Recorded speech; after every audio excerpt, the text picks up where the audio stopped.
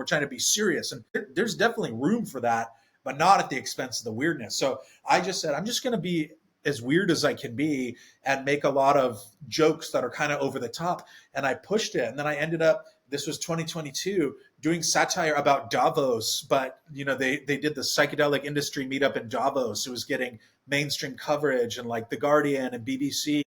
And it was all these stakeholders from like ketamine companies and MDMA aspiring companies and things like that who met at the World Economic Forum.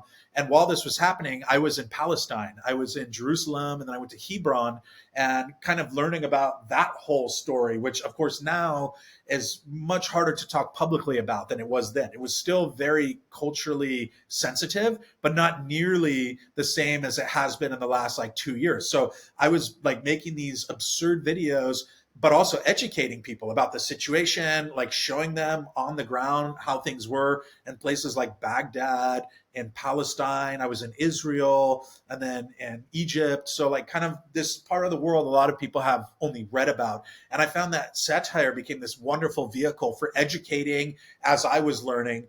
And so, but it started to get popular. And I think it's because people saw like I was being earnest. I wasn't trying to like tell a biased narrative. I was trying to like make sense of what I was seeing and also have a sense of humor about it. And then, that earned me more invitations. All of a sudden I was starting to publish with different platforms, and I kind of got, let's say, taken seriously. So why I mention all this is because at that point when I was creating a lot of this type of content, the point was to see how far I could push it, right? Well, fast forward like 2 years, it wasn't that long after I started, all of a sudden I started getting like all of these opportunities, right? I got invited out to Miami to MC a big conference with Paul Stamets and Rick Doblin. They gave me the Influencer of the Year award. I started getting paid. I got invited out to England to give a keynote at Breaking Convention, which is a huge academic psychedelic, like biggest European psychedelic conference.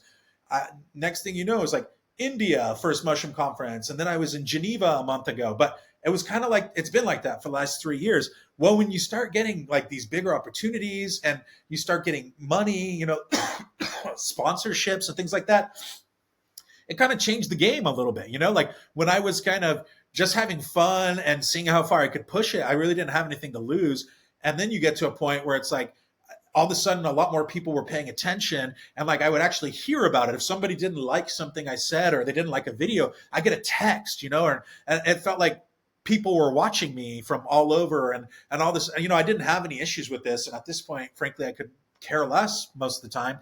But like I started having to think like, oh, if I offend the wrong person, whatever, I could get a sponsorship pulled, and then you have to make that choice. You're like, do I want to be making money and getting stage time and getting published and getting quoted and yada yada, or do I want to like push it a little bit? And that was sort of the cultural moment at the time too. Like I mentioned, there have been comedians who get their gigs canceled, or they say the wrong thing and they get a sponsorship pulled. So yeah, but I sort of come out the other side of that and realize, well, like if that's the way you want to approach things, then you might as well just coast into the sunset, because your work has kind of lost its punch. If you're letting other people dictate what you're saying and how you're saying it, I don't think that's what good comedy or good satire is. I think you can be tasteful. So yeah, I mean, at this point, I'm going to see if I can get back to offending people. I think that's the right move.